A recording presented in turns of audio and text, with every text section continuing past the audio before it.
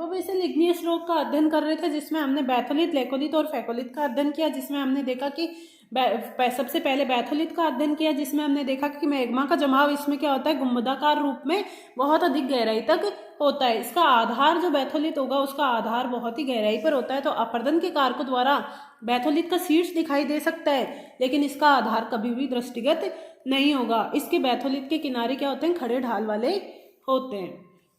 और अन्य विशेषता ये होती है कि बैथोलिथ का निर्माण किसी भी प्रकार की चट्टानों के मध्य हो सकता है, चाहे वो सेडिमेंट्री रॉक हो, चाहे वो मेटामॉर्फिक रॉक हो, चाहे वो इग्नियस रॉक हो। दूसरा हमने अध्ययन किया लेकोलिथ। तो लेकोलिथ और बैथोलिथ में ये अंतर होता है कि बैथोलिथ का निर्माण किसी भी प्रकार की चट्टानों में हो सकता है, लेकिन लेकोलिथ का निर्माण सिर्फ और सिर्फ अवसादी चट्टान अर्थात सेडिमेंट्री रॉक के मध्य ही होता है। इसमें क्या होता है कि चट्टानों की दो परतों के मध्य मैग्मा का जमाव गुंबदाकार रूप में, अत्यधिक बड़े गुंबद के रूप में होता है, और उसका ढाल कैसा होता है, उत्तल होता है, तो इसे लेकोलिथ के नाम से जाना जाता है। तीसरा हमने पढ़ा फेकोलिथ। तो फेकोलिथ में हम देखते हैं कि ज्वालामुखी उद्गार के समय जब मैग्मा का जमाव वल्लित पर्वतों में अपनति व अभिनति के रूप में होता है, तो इसे फेकोलिथ के नाम से जाना जाता है। अब हम चौथे प्रकार का अध्ययन करते हैं, जिसको कहा जाता है लोपोलिथ।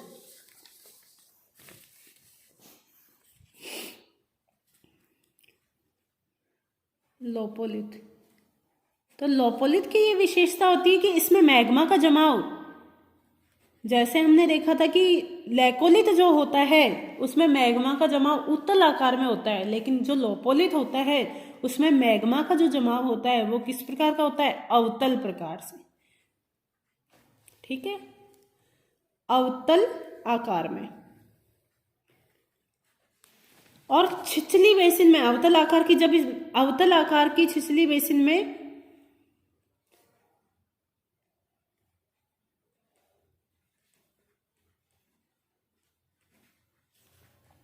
तस्तरी नुमा, ऐसा लगता है जैसे तस्तरी हो,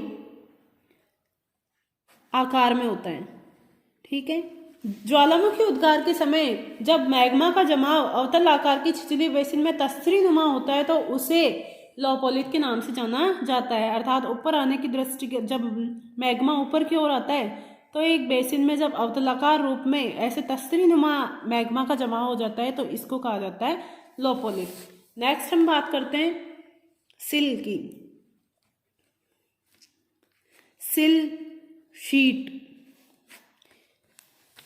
तो जब मैग्मा का जमाव, ज्वालामुखी उद्गार के समय जब मैग्मा का जमाव भूगर्भ के भीतर, मुख्यतः इसकी भी विशेषता यह है कि ये परतदार चट्टानों में होता है,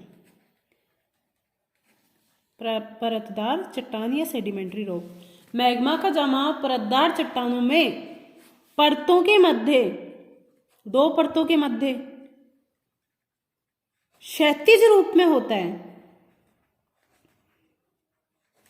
तो इसे सिल या शीट के नाम से जाना जाता है। अगर इसकी मोटाई अपेक्षाकृत अधिक होती है, मोटाई, मैग्मा की मोटाई अधिक होती है तो इसको सिल कहा जाता है, अगर कम होती है तो इसको शीट के नाम से जाना जाता है। जैसे मान लो ये परतदार चट्टानें, परतदार चट्टानें या सेडिमेंट्री रॉक में अलग अलग परतें पाई जाती है, तो मैं इन परतों को अलग अलग शेडिंग देकर डिफाइन करती हूँ। तो हम देखते हैं कि इस समय क्या होता है कि जो ज्वालामुखी उद्गार अगर हो रहा है यहाँ से, तो मैग्मा ऊपर की तरफ आ रहा है और इन परतों के मध्य क्या होगा, क्षैतिज रूप में जमा हो जाएगा।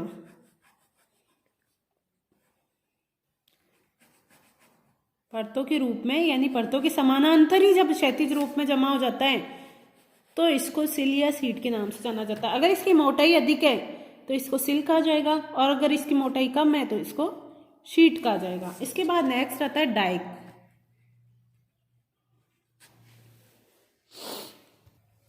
तो डाइक में हम देखते हैं कि जैसे सिल या शीट में मैग्मा का जमाव परतदार चट्टानों के मध्य किस तरीके से हुआ था, परतों के समानांतर या क्षैतिज रूप में हुआ था, तो इसे सिल या डाइक कहा जाता है।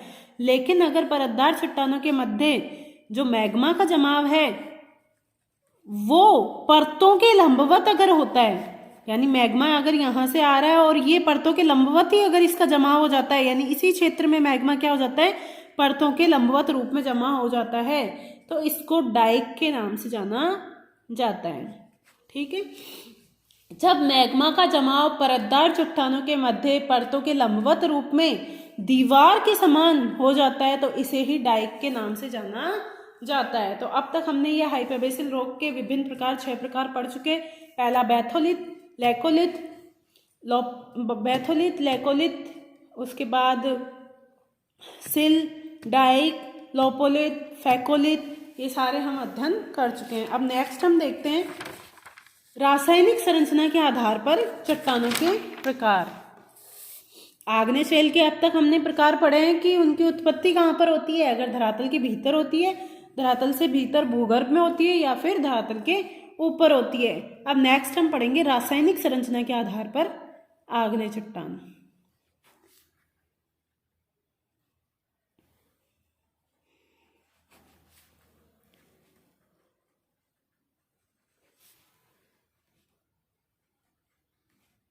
तो रासायनिक संरचना के आधार पर आग्नेय चट्टान को इग्नियस रॉक को मुख्यतः 4 भागों में बांटा गया है। पहला है एसिडिक या अम्लीय आग्नेय चट्टानें, दूसरा है बेसिक या फिर क्षारीय आग्नेय चट्टानें, तीसरा है मध्यवर्ती आग्नेय चट्टानें, यानी जो न तो ज़्यादा एसिडिक होती है और न ही ज़्यादा बेसिक होती है, और चौथा है अल्ट्रा बेसिक, यानी बेसिक से भी अधिक, अल्ट्रा बेसिक आग्नेय चट्टान। इस प्रकार रासायनिक संरचना के आधार पर आग्नेय चट्टानों को 4 भागों में बांटा गया है। एसिडिक आग्नेय चट्टानें वो होती है, एसिडिक आग्नेय चट्टानें वो होती है जिसमें सिलिका की मात्रा अपेक्षाकृत क्या होती है, अधिक होती है। और कितनी होती है अगर मात्रा की बात की जाए तो 65 से 85%। सिलिका इसमें 65 से 85% तक पाई जाती है। नेक्स्ट अगर इसकी विशेषता की बात की जाए तो इसका जो औसत घनत्व होता है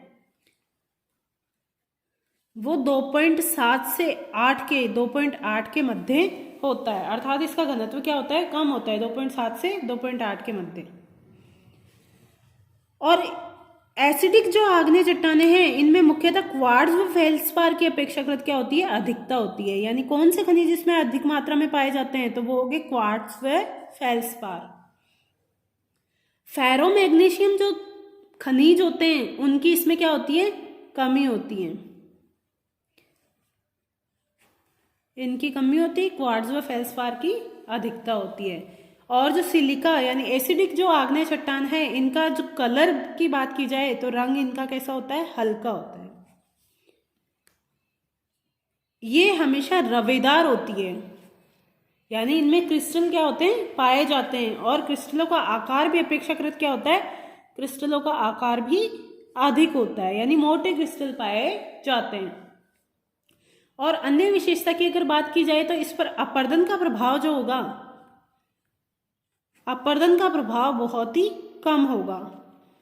मुख्यतः अगर इसका उदाहरण लिया जाए तो ग्रेनाइट जो होती है वो मुख्यतः एसिडिक आग्नेय चट्टानों का उदाहरण है। तो एसिडिक आग्नेय चट्टानों की हमने विशेषता पढ़ी कि ऐसी आग्नेय चट्टान जिसमें सिलिका की मात्रा अपेक्षाकृत अधिक होती है, 65 से 85% के मध्य होती है, उनको एसिडिक इग्नियस रॉक के नाम से जाना जाता है। अब इनकी विशेषताएं अगर देखी जाए तो इसका औसत घनत्व 2.7 से 2.8 के मध्य होता है, और इनमें क्वार्ट्ज व फेल्सपार प्रकार के खनिजों की अधिकता होती है। फेरोमैग्नीशियम तत्वों की कमी पाई जाती है, इनका रंग हल्का होता है, और इनमें रवे पाए जाते हैं, यानी ये क्रिस्टलाइन प्रकार की होती है जिसमें रवों का आकार जो होता है वो भी अपेक्षाकृत क्या होता है, बड़ा होता है।